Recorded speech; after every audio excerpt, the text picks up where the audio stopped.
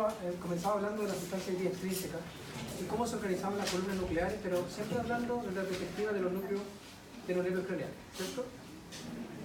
De una manera organizada y básicamente de núcleos que son eferentes y núcleos que son aferentes. Los núcleos de los nervios craneales, todos, representan la primera vía, o la primera neurona de la vía, ¿ya? O neurona primaria, como lo voy a encontrar. Eso es importante porque en varios textos después le van a comenzar a decir sobre las neuronas que son secundarias o segundas neuronas, y usted tiene que observarlas si son aferentes desde el núcleo que está involucrado hacia otro núcleo que no es craneal.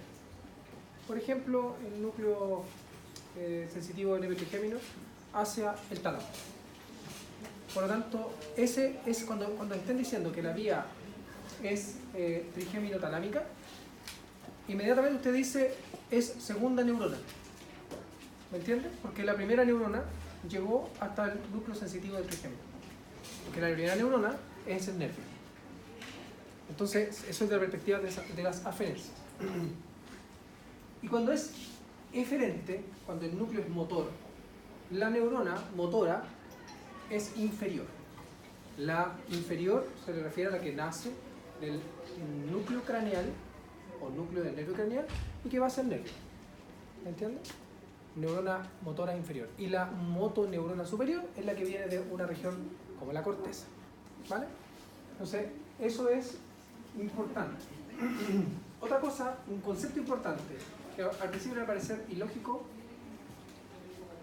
y sencillo, y va a decir, esto no es nada, pero es una cosa clara.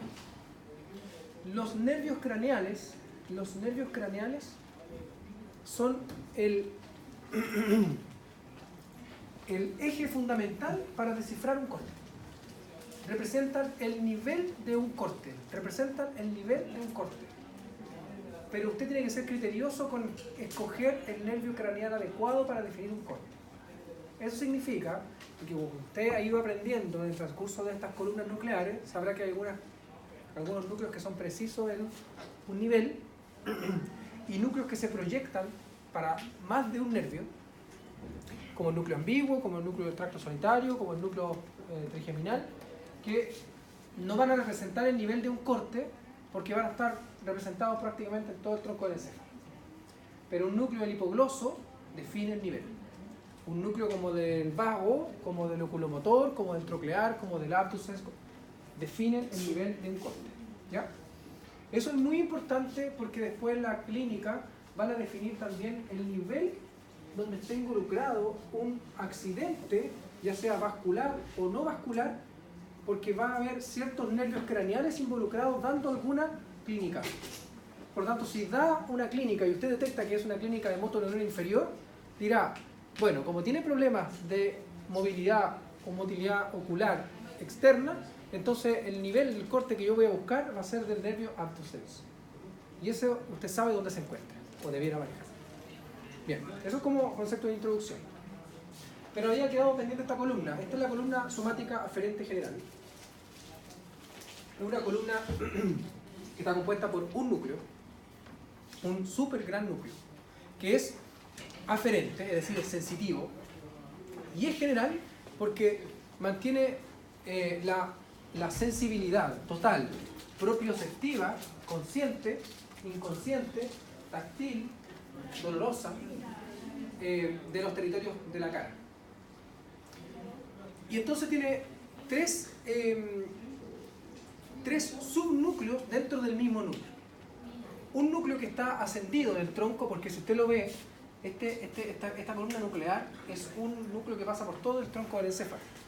Y se lo tiene que imaginar más expandida en el puente, más aplanada en el mesencéfalo y más larga y aplanada a nivel caudal. Y además, a nivel caudal, más extendida hacia lateral, de tal forma de que termina siendo el núcleo espinal del trigémino, por acá, ¿cierto? Por lo tanto, tenemos una porción superior que se denomina el núcleo del tracto mesencefálico del trigémino, una región media que es el núcleo sensitivo principal del trigémino, y una región caudal, que es toda esta, una región caudal, que mantiene el núcleo del tracto espiral del trigémino. Eso significa de que esta columna nuclear mantiene un tracto alrededor de la columna. Ayer lo explicamos con algún grupo, ¿cierto? Para explicar de dónde nace el concepto del leminisco trigeminal. Esta columna, yo les dije, dibujamos algo así parecido, no tan hermoso, ¿cierto? Pero este tracto va alrededor así. Y sobre todo a nivel mesencefálico y a nivel caudal. Por eso es que se le denomina núcleos del tracto mesencefálico y núcleos del tracto espinal. Y espinal porque deriva de la médula espinal. Y también llegamos a la conclusión, con más de alguno, que dijo, el núcleo espiral del trigémino es lo mismo que la lámina 1 y la lámina 2 de Rexed, y el tracto dorsolateral o tracto de Lissauer de la médula espinal es lo mismo que el tracto del trigémino. ¿Se entiende? De tal forma de que esta región es la única que tiene nombre porque a este nivel van llegando estas fibras, son fibras aferentes, ¿cierto? Van llegando a nivel del puente. Recuerda que aquí donde ingresan. Pero este tiene una gracia. Envía eferencias a todo nivel para integrarse con muchos nervios craneales. Primero, esta región es propioceptiva, propiocepción consciente, sobre todo, y sensibilidad vibratoria. Es como si fuera un núcleo de grácilo cuneiforme, pero para la cara. Y este le da la sensación de tener dientes, la sensación de tener las muelas, no de dolor. La sensación propioceptiva de tener piezas dentales. Este, que es el principal del trigémino, le da básicamente la sensación de sensibilidad táctil de la cara. Y este núcleo caudal es mucho más complejo. Porque nosotros hablamos siempre que el núcleo espinal del trigémino es del dolor, pero hay una porción que está dada para el dolor, pero hay distintas porciones que van a estar diferenciadas para distintas regiones de la cara o de la boca. ¿Ya? Por lo tanto, también se van a dividir y en porciones que van a ser oral, que va a tener una pequeña región representada para la sensibilidad táctil de la mucosa oral, una región interpolar que está en el centro. Más bien, se lo tiene que imaginar como que de aquí en adelante, el núcleo espinal del trigémino. La primera porción es la región oral, una pequeña porción, y representa la sensibilidad táctil de la mucosa oral. La región interpolar está al nivel del óvex.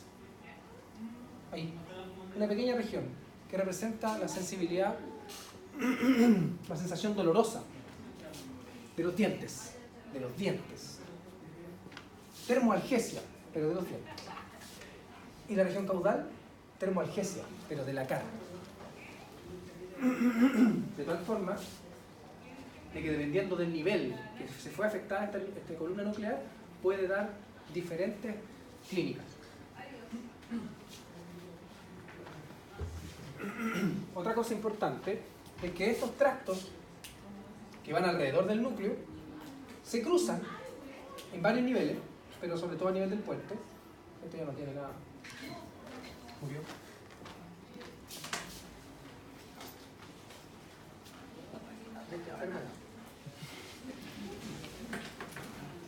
Este es marcador permanente. Ojalá que no sea permanente. Dijimos que estas conexiones son para diversos núcleos craneales. No, tengo. Muchas gracias. ¿Estáis seguros que no es permanente? Y representan reflejos de la columna del trigémino. Reflejos. Pero adicional a esto se cruza de lado. Estas vías son cruzadas de lado y luego ascendidas. Y cuando comienzan a ascender, y si lo imagina por el otro lado, lo mismo, comienzan a ascender por lado y lado y forman los leminiscos. Pero aquí un leminisco que se denomina leminisco trigeminal. Lemnisco trigeminal. Es importante saber lo siguiente. Los lemniscos, que vamos a definir más adelante,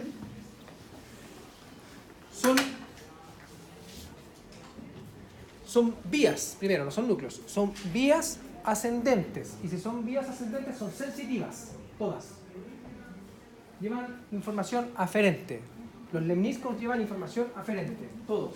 En este momento hablamos del lemnisco trigeminal. Se cruza y comienza a ascender. Y por lo tanto, corresponde a ¿qué neurona de la vía el lemnisco trigeminal?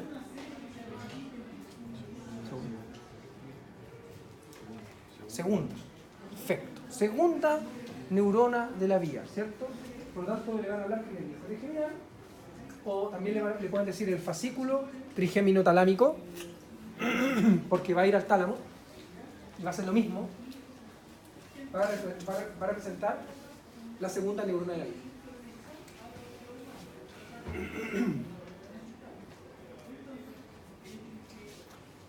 Como yo les dije, habían de este núcleo cruza la línea media distintas eferencias que algunas se van a dirigir al tálamo y esas se van a denominar el lemnisco, pero otras van a interactuar con distintos núcleos de nervios craneales para hacer reflejos. Por ejemplo, con el núcleo del hipogloso para hacer movimiento reflejo a la articulación lingual, núcleo dorsal del vago, por ejemplo, para el reflejo del vómito. Hoy día hablamos con alguien sobre ustedes que había distintas formas de producir el reflejo del vómito. Hablamos del área hipostrema, esa es una forma, pero otra es a través de la vía trigeminal. Núcleo ambiguo, por ejemplo, un reflejo de estornudo ante la estimulación de la mucosa nasal. Hace poco, por ejemplo, me presté para que me colocaran un ácido hialurónico en la punta de la nariz para ver si se proyectaba o no. Ahí estaban experimentando conmigo. Y me anestesiaron previamente. Y no sentí absolutamente nada de dolor. Pero la aguja probablemente se acercó mucho a la mucosa nasal. Entonces comencé con una sensación extraña, como la misma sensación, que uno va a estornudar, pero no estornuda, tiene como que mirar la luz. ¿Te ha pasado, no? Hay que mirar la luz para poder activar un reflejo del estornudo, puesto que eso es parasimpático ¿de qué núcleo? Núcleo parasimpático. ¿Se acuerdan?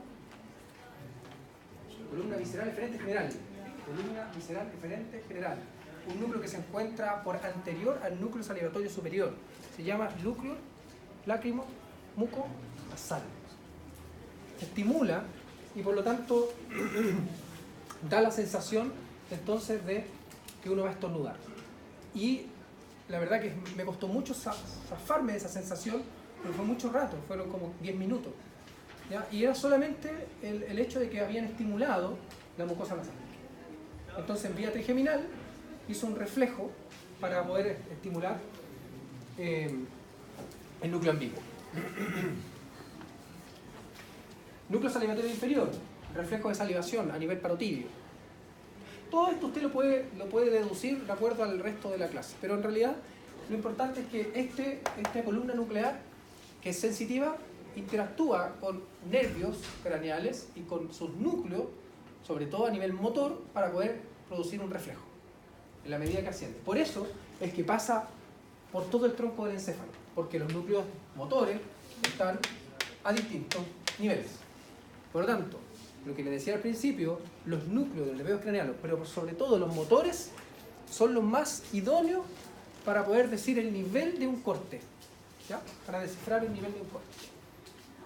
Bien, eso era la parte de la clase que nos había quedado, ¿cierto? La anterior. Pero hoy venimos por otra cosa.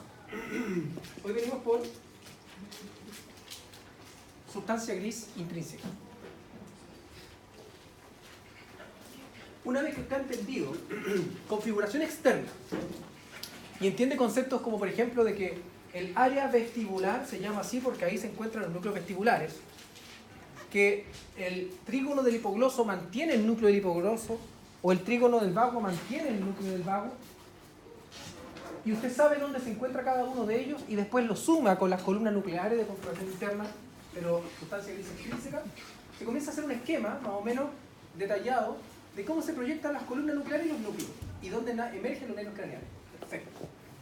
Pero existe una sustancia gris que es propia del tronco encefálico y que va a estar dispuesta en diversos niveles, y de mediana a lateral también van a tener diferencias abismantes entre los niveles, porque por la presencia de los nervios craneales, por la presencia de los núcleos craneales, por la presencia de la formación reticular y todos los factores que habíamos visto que desconfiguraban esta sustancia gris en general. Se le va a denominar núcleos propios. Este corte, que es un esquema, es muy bonito para saber, es un corte más bien de médula oblonga alta, ¿cierto? Bien alta, donde se pueden ver las pirámides, por ejemplo. Aquí se pueden ver los núcleos que son arcuatos o arqueados, núcleos arqueados. Después vamos a hablar de ello. Aquí hay vías, esto es el menisco medial, por ejemplo, pero este es un núcleo. Y este es el núcleo del complejo olivar inferior. Ese no es un núcleo craneal. No lo habíamos hablado como un núcleo de un nervio craneal. Es un núcleo propio del tronco del encéfalo. Pero en algún momento hablamos sobre la óliva. Y dijimos que la óliva vulvar era una expansión, pero que dentro había un núcleo. Bueno, ahí está el núcleo del complejo olivar inferior. Se llama el complejo porque está compuesto por 3 núcleos. 2 accesorios y uno principal, por ejemplo.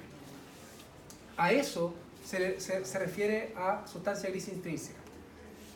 No confundir la sustancia gris intrínseca con las vías del tronco del encéfalo. Un lemnisco medial, por ejemplo, no es un núcleo, es una vía. Dijimos que los meniscos eran vías sensitivas. Por lo tanto, que estén representados en un corte no significa que sea sustancia gris. Usted tiene que definir cuál es la sustancia gris. Y la sustancia gris intrínseca son núcleos, pero son núcleos que no son craneanos. ¿Vale? Núcleos propios del bulbo. Vamos a ir ascendiendo en núcleos que nosotros tendríamos que encontrar. No son, los que yo voy a nombrar no son todos. Los que voy a nombrar son los que se ven y los más importantes a nivel funcional, porque hay algunos que nombro que no se ven macroscópicamente, que tendría que verlos, por ejemplo, con un microscopio, como el núcleo, por ejemplo, olivar superior, un núcleo pequeñito, muy pequeño, o los núcleos del cuerpo trapezoide, o los núcleos del menisco lateral. Pero los vamos a conversar para que usted sepa de qué se trata, pero tiene que entender de que eso no lo va a ver en una tinción ni en un corte. ¿Ya? Núcleo grácil, núcleo cuneiforme. Esto ya a usted más o menos le parece un poco más familiar. Dijimos que en los cordones posteriores de la médula espinal nos íbamos a encontrar con la primera neurona de una vía que era propioceptiva, ¿cierto?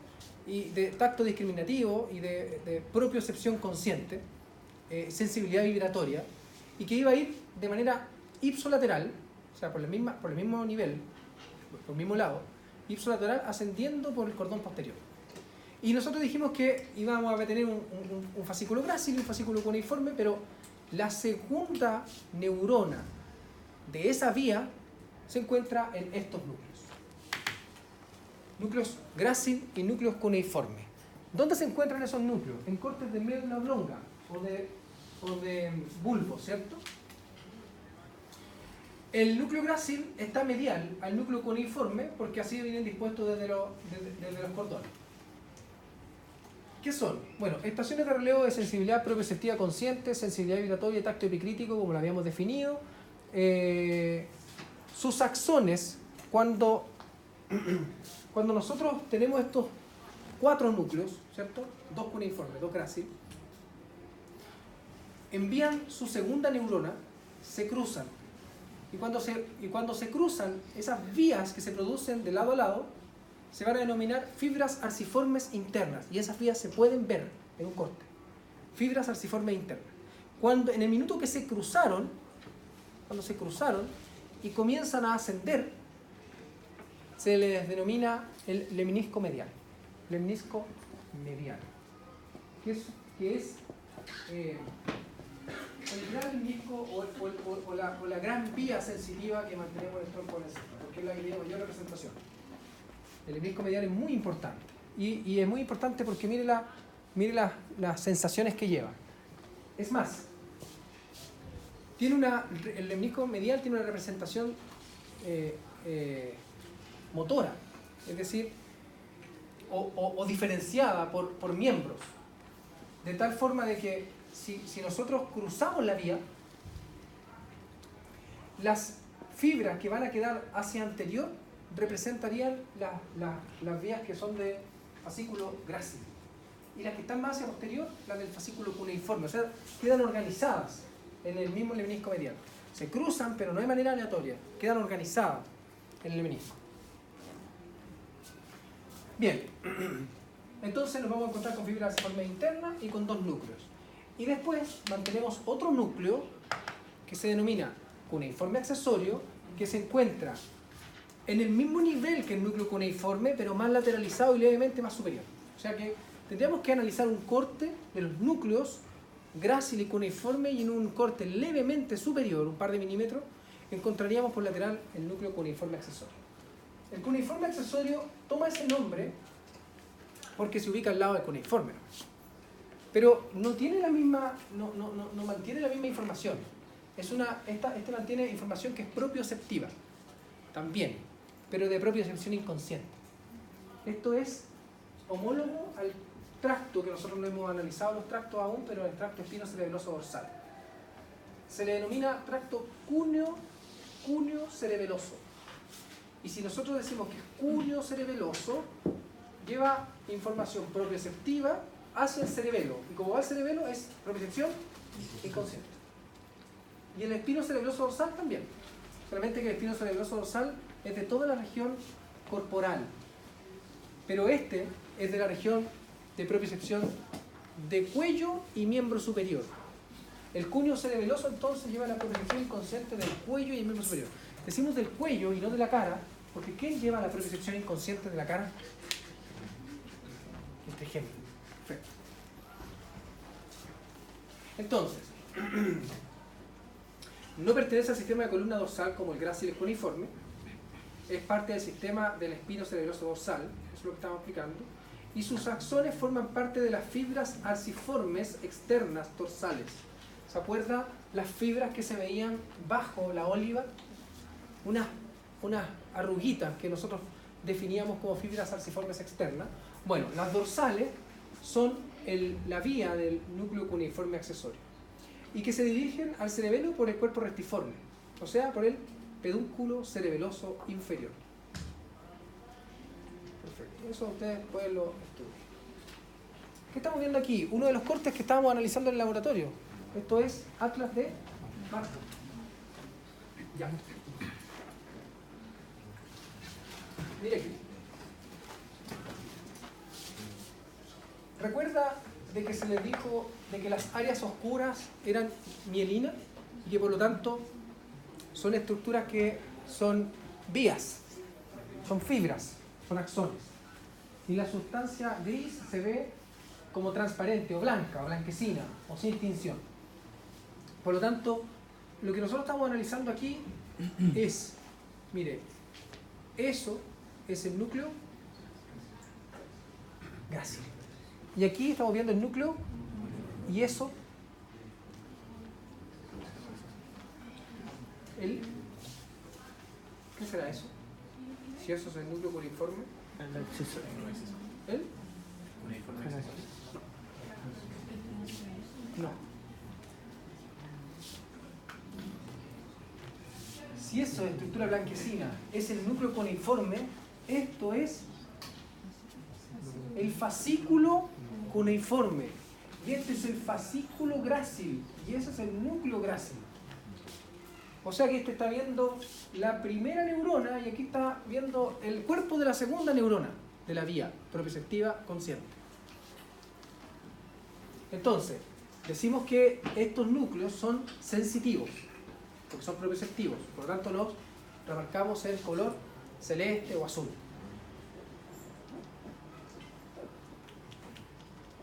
¿Cuál es el nivel del corte?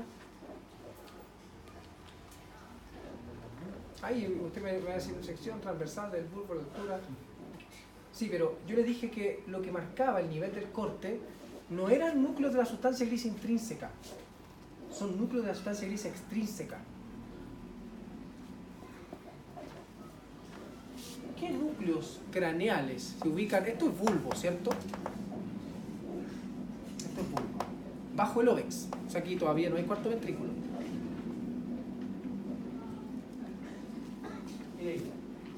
Ahí están los tubérculos gráciles, el tubérculo cuneiforme, ahí lo hicieron pasar. Tubérculos gráciles, tubérculos cuneiforme.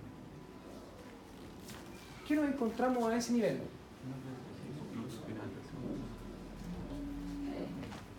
Nos encontramos la expansión desde aquí hacia abajo del núcleo del hipogloso, que es un núcleo de referencia. Un núcleo de referencia porque es uno de los que más se afecta en la clínica del tronco del encéfalo. Por lo tanto, miren, ahí tenemos los núcleos de la región intrínsecos y ahí tenemos los núcleos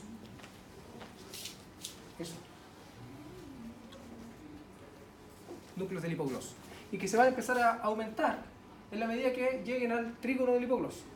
Pero esto es lo que a nosotros nos da la referencia del corte. O sea, es un corte de bulbo que se encuentra a nivel de los núcleos gráciles y cuneiformes a la altura del núcleo hipogloso.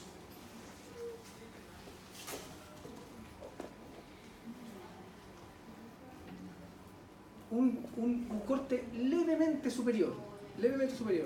Bueno, claramente comienzan a aparecer este que habíamos analizado antes, que se denominaba núcleo de complejo olivar inferior.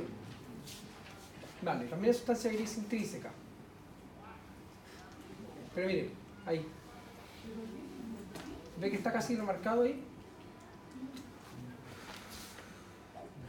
Núcleo cuneiforme accesorio. Está levemente lateralizado en relación a los núcleos gráciles y cuneiformes. Ahí está el núcleo cuneiforme accesorio, levemente lateralizado y levemente hacia craneal. Nivel. Perdón. Exacto. Igual la altura del nervio del núcleo del hipogloso. De hecho, es más, este es el real núcleo del hipogloso. Porque miren, se puede ver el nervio hipogloso ahí. La fibra del nervio hipogloso pasando.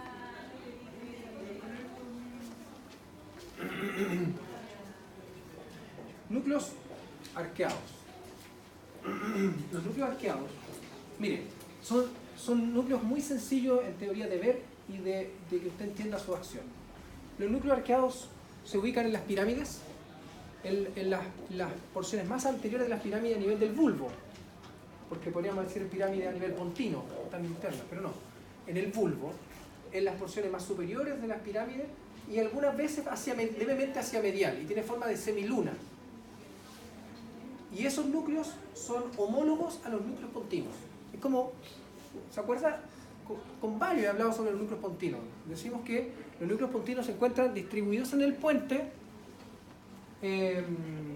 para poder hacer una coordinación de los movimientos y que manden información hacia el cerebelo y que lo vuelvan a ascender hacia la corteza.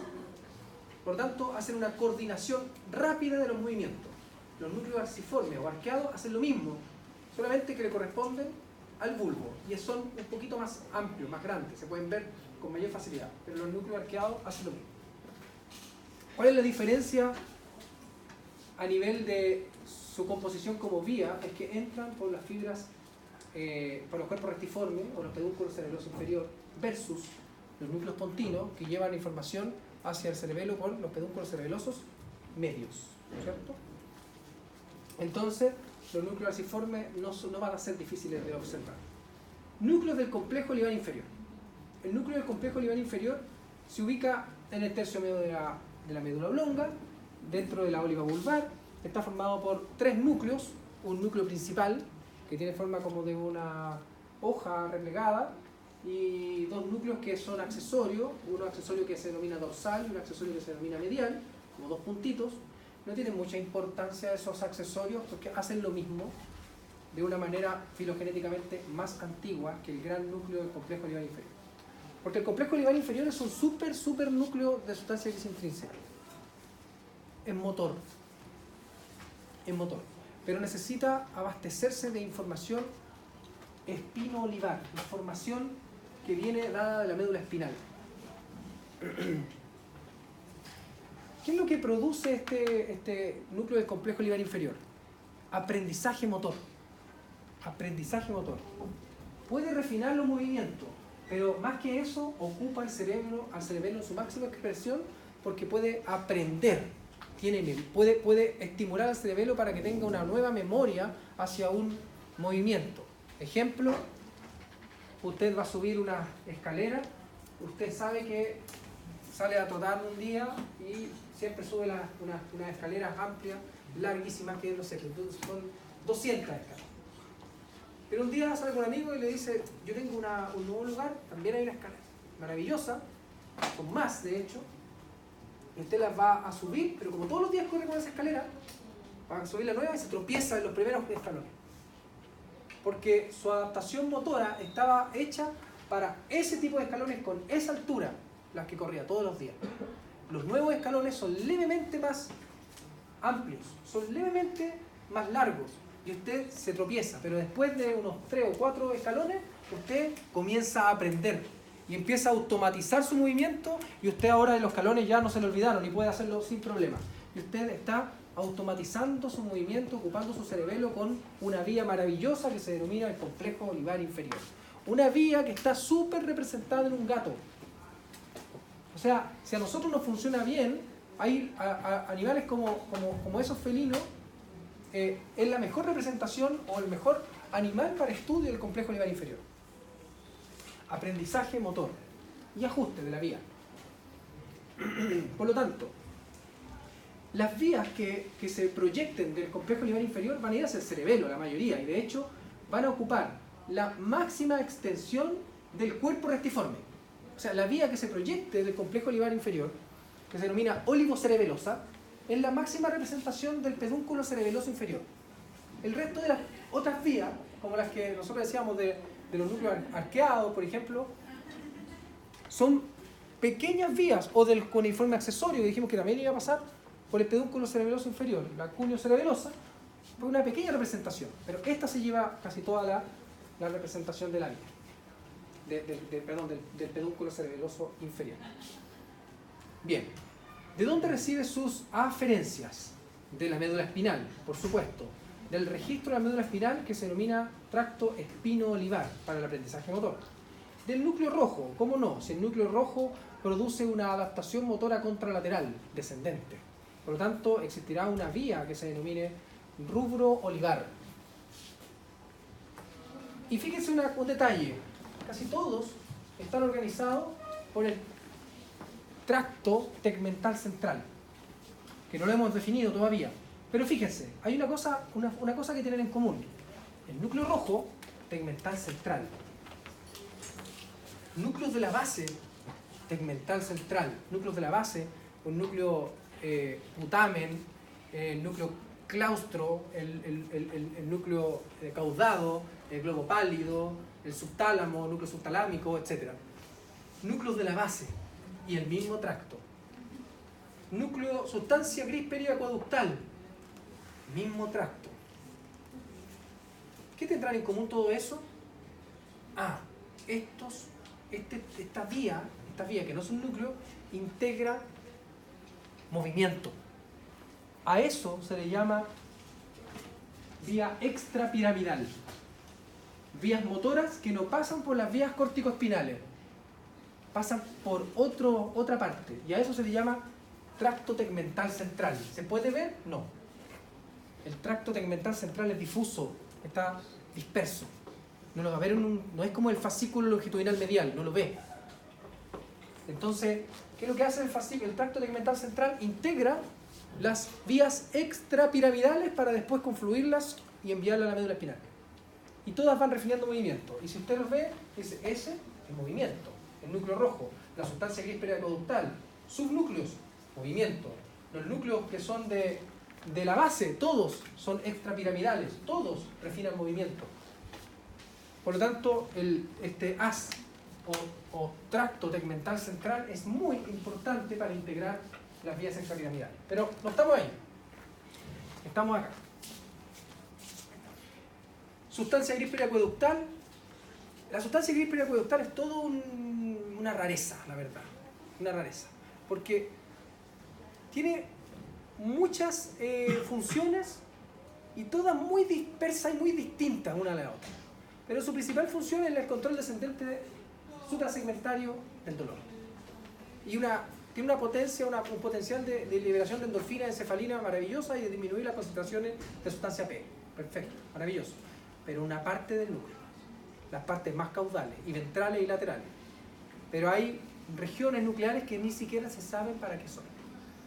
Se ha visto que tiene, por ejemplo, funciones tan raras como coordinar la mirada vertical o como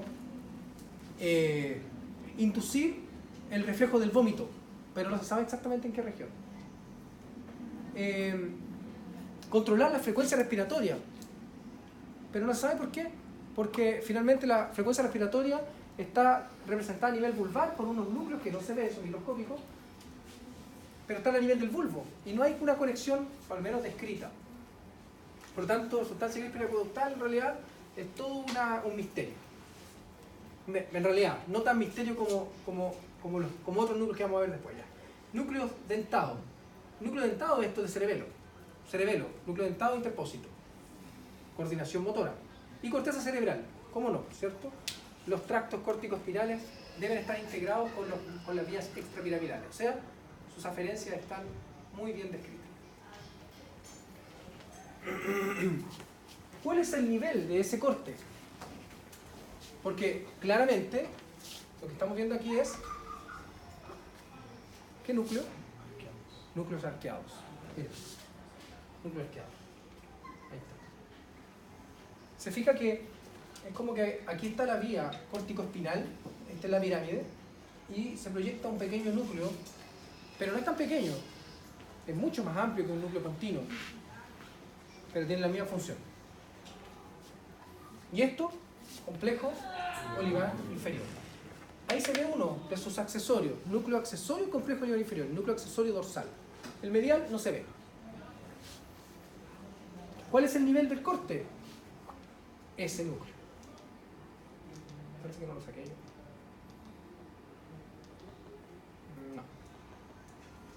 No lo animé. Pero ahí se encuentran los núcleos vestibulares. Es un área que está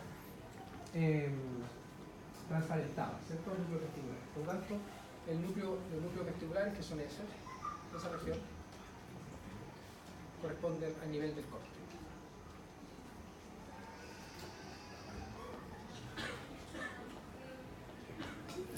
Bien.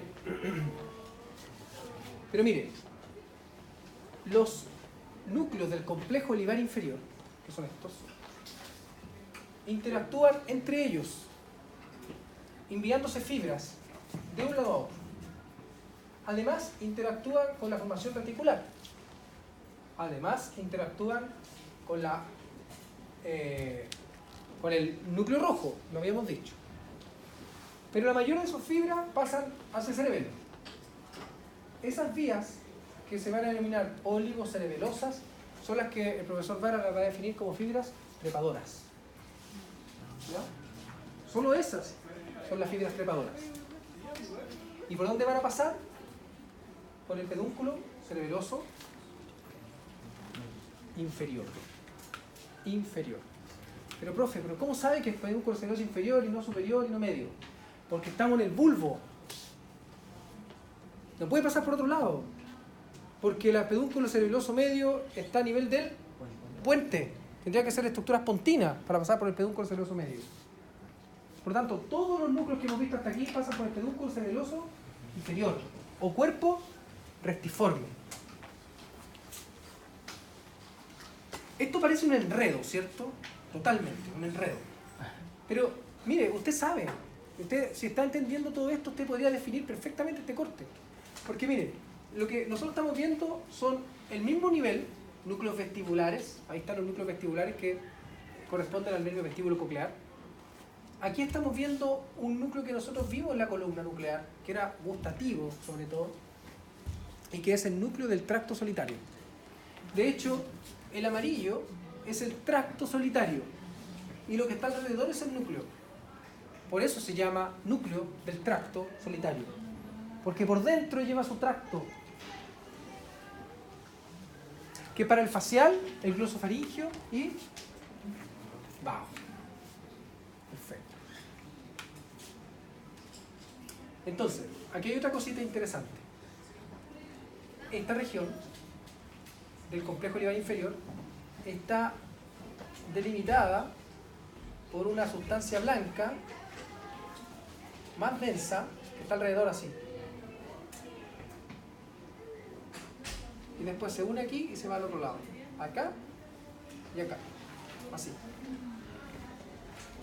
Esa sustancia que se encuentra ahí se llama Ammiculum olivae. Ammiculum olivae. Y en los cortes antiguos, en el libro antiguo, lo va a encontrar como el haz central de la calota. Eso significa de que estas vías van a ser así después y en algún momento se van a curvar para ir al pedúnculo y cuando le hagan un corte va a ver eso. Y le van a decir, ese es el haz central de la calota. Usted va a decir, el haz central de la calota, o viene de esta región, que era el Ammiculum olivae, que era lo que se encontraba alrededor del núcleo o del complejo olivar inferior. Por lo tanto, tiene otras dos estructuras que son muy difíciles de representar cuando usted nadie le dice de dónde vienen, el haz central de la calota o el Ammiculum olivae. Y miren, ahí estamos viendo el menisco medial. El menisco medial. Por medial. Le digo por medial porque al principio es por medial. Pero una vez que va ascendiendo, se va haciendo lateral, y termina siendo totalmente lateral y sigue siendo el menisco medial. ¿Ya? Pero al principio se conforma como menisco medial. Y esos núcleos que nosotros lo vamos a ver después, que son los núcleos del RAF. Ahí estamos viendo el complejo, entonces, el complejo olivar inferior. Núcleos propios del puente. ¿Qué nos vamos a encontrar aquí? Los núcleos propios del puente son varios. Son regiones de lo que nosotros llamamos el pie o la base del tronco del encéfalo en el cual van a estar dispersos. Como van a estar dispersos, no esperen encontrarlo en un corte normalmente. Algunas veces, algunos de ellos se pueden teñir. Entonces teñirían de manera reticulada un corte a nivel de la vía córtico-espinal. Pero estos núcleos, una vez que se proyectan por el puente, comienzan a desplazar las vías córtico-espinales a un lugar. Entonces va a quedar una región de sustancia blanca, porque va a ser la vía córtico-espinal, y la región aledaña va a quedar llena de pequeños núcleos. Esos son los núcleos pontinos, o núcleos propios del puente. Si usted se lo imagina como pequeños núcleos que están interactuando a ese nivel, tendrá que imaginar lo siguiente. Esos núcleos en el puente provienen o más bien, manejan la información motora y se la presentan al cerebelo para que, si tienen que refinar el movimiento, lo envíen de vuelta a la corteza cerebral para que la corteza cerebral ajuste el movimiento y lo vuelva a descender. Pero ahora ya no pase por ese núcleo, pase de largo por la vía córtico-espinal. Por tanto, la vía córtico-espinal pasó de largo, pero una de esas registró en un núcleo pontino. El núcleo pontino lo mandó al cerebelo, el cerebelo lo vuelve a enviar al tálamo y el tálamo lo vuelve a enviar a la corteza. Y eso ya no es una vía, eso es un circuito, ¿cierto? Y ese circuito se llama córtico ponto cerebelo tálamo cortical. O sea, córtico, ponto, puente, cerebelo, tálamo, porque todo lo que va a la corteza cerebral tiene que pasar por el tálamo, todo. Por lo tanto, tálamo, cortical. Y la corteza refina el movimiento y lo vuelve a descender. Y eso le da un movimiento ajustado para tomar un lápiz, por ejemplo.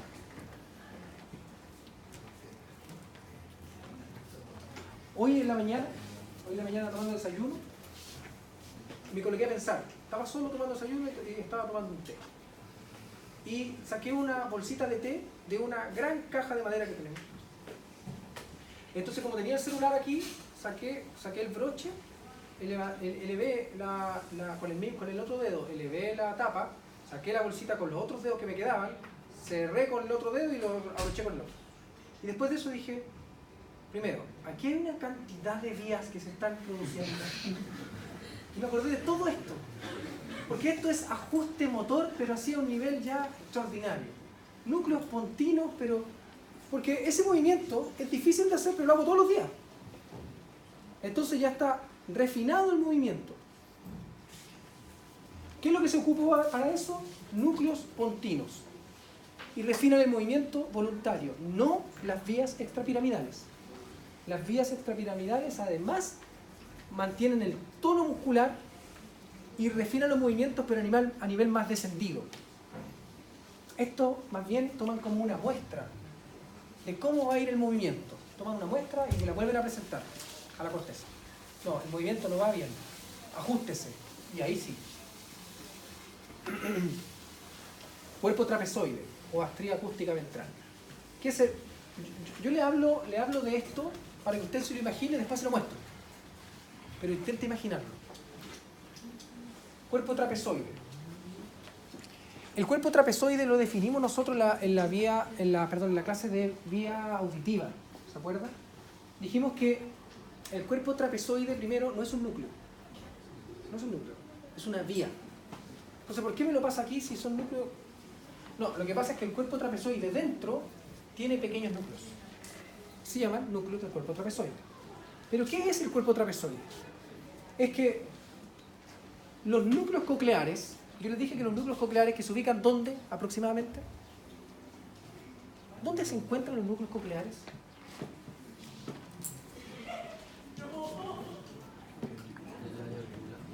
Cerca del área vestibular, a nivel del piso del cuarto ventrículo, cerca o más bien inmediatamente alrededor del pedúnculo cerebeloso inferior. Ahí sí. Y dijimos que se diferenciaba el núcleo coclear dorsal y uno ventral, ¿cierto? El núcleo coclear dorsal producía estas estriaciones medulares del cuarto ventrículo, pero el núcleo coclear ventral está más orientado hacia el centro del tronco encefálico. Y como está en el centro, cuando se intenta enviar esas vías y cruzarlas, forma eso, que es el cuerpo trapezoide. Es decir, es lo mismo que cuando se estaba formando el lemnisco medial. Solamente que aquí es de la vía acústica. Y la vía acústica envía su segunda neurona a cruzarse, y una vez que se cruzó, vuelve a ascender igual que el lemnisco medial, pero ahora se denomina el lemnisco lateral. Cuando se angula 90 grados y comienza a ascender, lemnisco lateral. Pero antes de eso, que en el lemnisco medial era fibras arciformes internas, aquí se denomina cuerpo trapezoide. ¿Y por qué se llama cuerpo trapezoide? Porque cuando se cruzan, forma unos trapecios microscópicos. Cuerpo trapezoide. Se cruza y forma unos trapecios.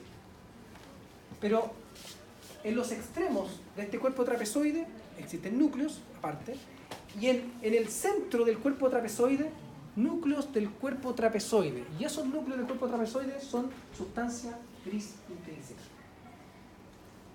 ¿Qué producen esos pequeños núcleos?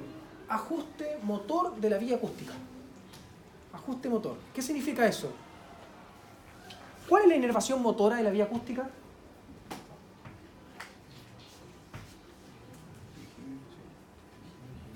Por ejemplo, ¿para inervar qué? Para inervar el tensor del tímpano. Vías de ajuste motor para la vía acústica. Eso produce los núcleos del cuerpo trapezoide.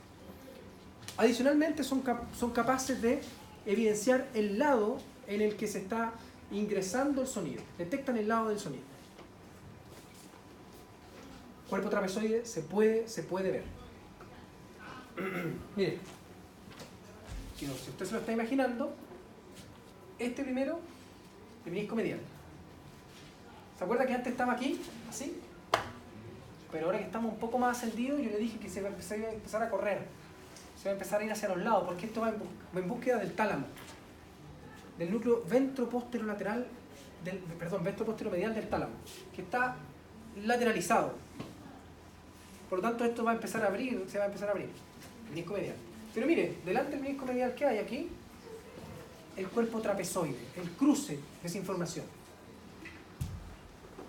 Y yo les dije que en las esquinas del cruce se ubicaban unos núcleos que se denominan olivares superiores. Así como existía un núcleo del complejo olivar inferior, aquí hay pequeños núcleos olivares superiores.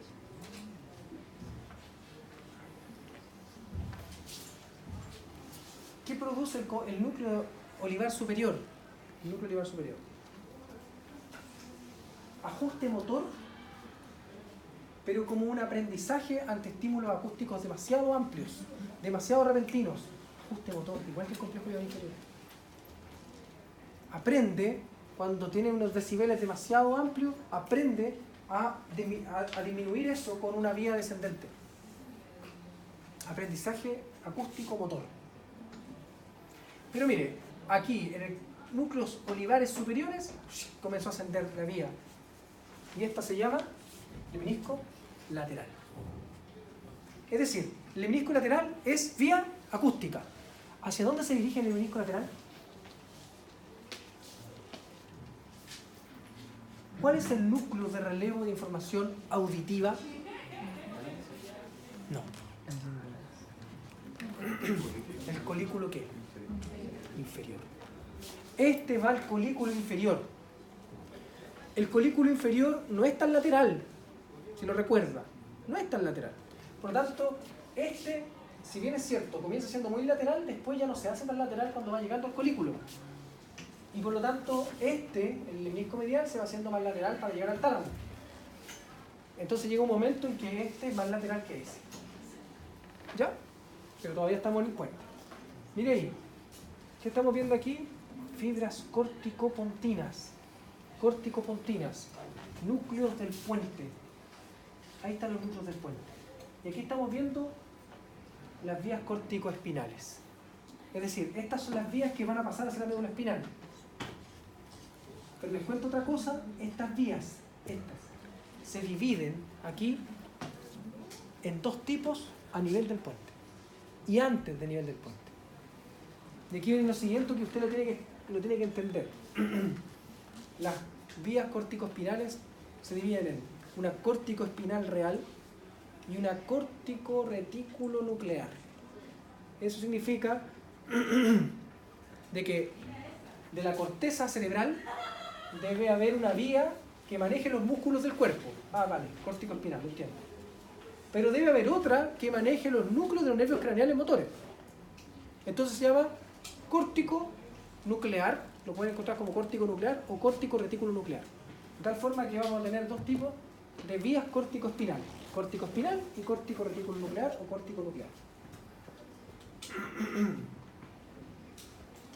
Núcleos del puente. Núcleo del cuerpo trapezoide, lo acabamos de decir. Núcleo olivario superior, lo acabamos de decir, usted después lo puede leer. Y ahí lo están mostrando de nuevo, los núcleos de olivares superiores, por ejemplo, y el cuerpo trapezoide. Núcleos intrínsecos del mesencéfalo. En el mesencéfalo nos encontramos con varios núcleos. Uno importante es la sustancia negra, locus niger o núcleo negro. Cualquiera de los tres es lo mismo. Locus niger es un área que es de la base, no del tegmento, es de la base, y que es de forma lineal, porque delata la diferencia que existe entre la base del tronco del encéfalo con el tegmento. De tal forma que queda una línea negra, ahí, esta región representada, una línea negra, que tiene una región que se denomina compacta, ahí, y una región que es más posterior que se denomina reticular, y la región compacta es una de las principales liberadoras de dopamina, ¿ya? En conjunto con otro núcleo que se llama pigmental ventral. Pero ¿qué es esa? Pero lo importante es que este es el principal y tiene una conexión muy, muy importante con las vías extrapiramidales, porque tiene una conexión directa con el putamen, que es un núcleo que está más superior. Cuando esa vía se ve afectada, comienza el Parkinson. Y los movimientos del Parkinson son muy clásicos, por eso que se le denomina movimientos tipo parkinsonianos, porque son hipocinéticos, son movimientos que repetitivos, temblorosos, no es como los coreicos, que son movimientos que son extensos, hipercinéticos, bruscos. Esto es un temblor que me imagino que más de alguno ha visto una persona que tiene este tipo de afección. Y es bilateral. Porque las afecciones que también son del núcleo rojo son muy parkinsonianas, pero son unilaterales. O sea, es como un temblor de un lado del cuerpo. Es raro eso.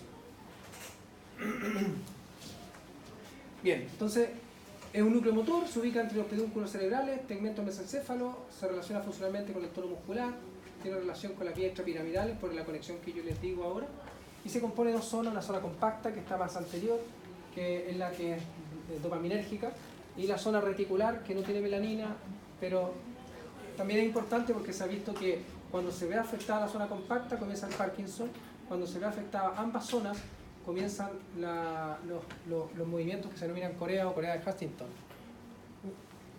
No está muy bien establecido cuál es la patogenia de todo eso, pero sí se ha visto de que si está afectada toda la región, comienzan movimientos tipo coreico. Y aquí tenemos algunas de sus aferencias, pero creo que eso todavía no es importante, porque usted no conoce estos números. ¿Ya? En la medida que los vaya conociendo, se le va a hacer un poquito más sencillo.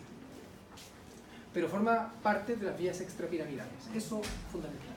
Es parte de las vías extrapiramidales. Y aquí estamos viendo el locus niger, o sustancia negra o núcleo negro. Aquí estamos viendo lo que estábamos analizando de enfermedad de Parkinson, ¿cierto? Y de la Corea de Huntington, dependiendo de la región que se vaya a afectar. Tengo que ir avanzando porque va quedando muy poquito tiempo y tenemos mucho todavía que hablar. Núcleo rojo. El núcleo rojo, dijimos, sus lesiones producen temblor contralateral, unilateral, presenta dos zonas, una zona neorural que se conecta con la sustancia reticular y una zona paleorubral que efectivamente es la que tiene una vía descendente hacia la médula espinal. Y hablamos de una vía rubroespinal. El núcleo rojo es capaz de su acción, no es la región neorubral. La paleorubral se le denomina también magnocelular o gigantocelular, porque se parece mucho a las neuronas piramidales, son gigantes, y forman la vía que se denomina rubroespinal, que nosotros la veíamos en los cortes de médula. Y la vía rubroespinal puede mejorar es capaz de mejorar los movimientos voluntarios. Refina los movimientos voluntarios, pero de una manera bien especial. Tiene afinidad, excita los músculos que son flexores e inhibe los extensores. O sea que cuando se encarga de, cuando excita los flexores, inmediatamente hace la inhibición de los extensores. Y eso refina los movimientos. Por lo tanto, es uno de los núcleos importantes de control motor postural y de vías extrapiramidales. Núcleo del colículo superior, nosotros lo hemos hablado en algún momento. Hemos dicho de que el colículo superior tiene una capa superficial y una capa profunda, pero básicamente estamos hablando de un núcleo que mantiene una estación de relevo para vía auditiva. Su capa superficial lo podemos resumir en una vía aferente, organizada retinotópicamente. O sea, aquí está la representación de la retina, de la vía. Pero su capa profunda es una representación motora para coordinación de los músculos, para poder hacer el mapa, el esquema de representación retinotópica, pero coordina los movimientos de los músculos extraoculares. Por lo tanto, tiene diferentes subnúcleos dentro. Núcleo superficial y un núcleo profundo. Aquí estamos viendo el colículo superior. Aquí estamos viendo, bueno, los núcleos que se denominan del RAFE, que no hemos llegado ahí todavía, pero son parte de la formación reticular. Y mira acá, empezamos a analizar de nuevo los lemniscos que habíamos dicho anteriormente. El lemnisco medial, el que tiene mayor representación, el lemnisco medial, pero ahora aparece el lemnisco trigeminal. ¿Se acuerda cómo se formaba, cierto? De la vía trigeminal, ¿cierto? Contralateral, y después comienza a ascender como un lemnisco. Y acá estamos viendo el lemnisco espinal. Ah, ese no lo conozco. Lemnisco espinal. Ah, mire. El lemnisco espinal es lo siguiente. El lemnisco espinal es una vía de dolor y temperatura que asciende por la médula espinal.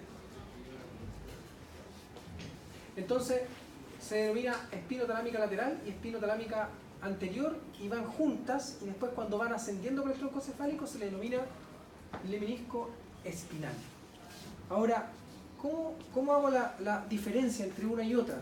Ah, mire, el lemnisco espinal viene de la médula espinal, por lo tanto, este viene con termoalgesia de la médula espinal, termoalgesia, y es el cuarto lemnisco.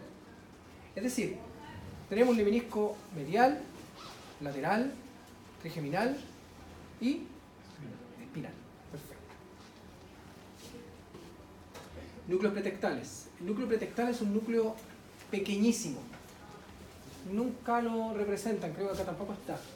Pero se ubica en relación a los núcleos del óculo motor. Recuerda que el núcleo del óculo motor es complejo, tiene varios subnúcleos y además tiene un núcleo accesorio de Ehringer-Wittspark que es accesorio del óculo motor fotoacomodador.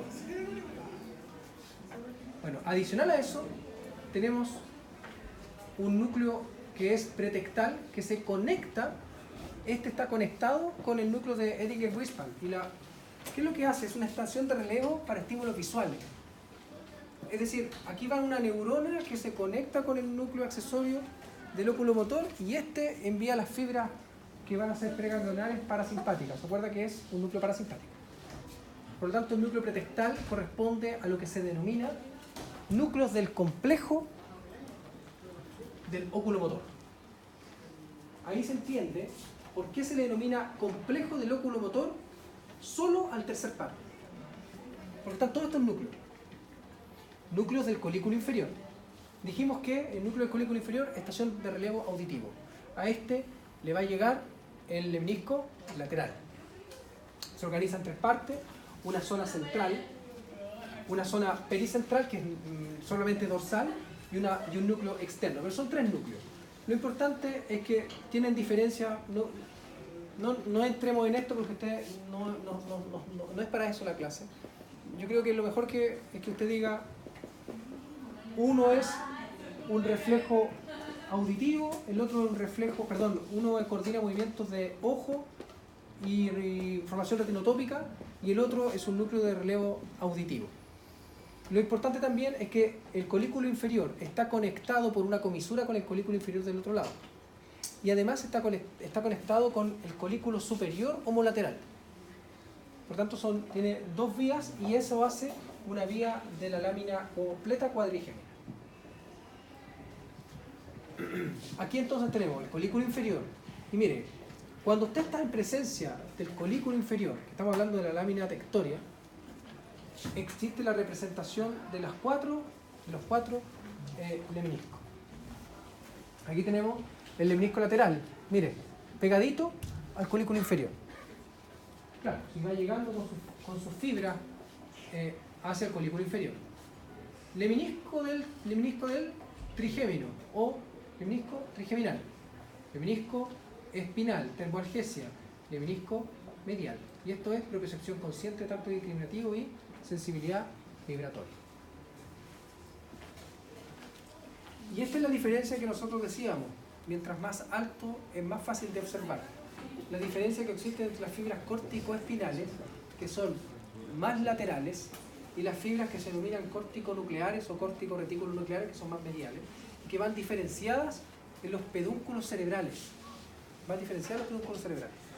Por lo tanto, estas vías van a ir hacia los núcleos craneales y esas hacia las láminas 8 y 9 de Rexer de la médula espinal.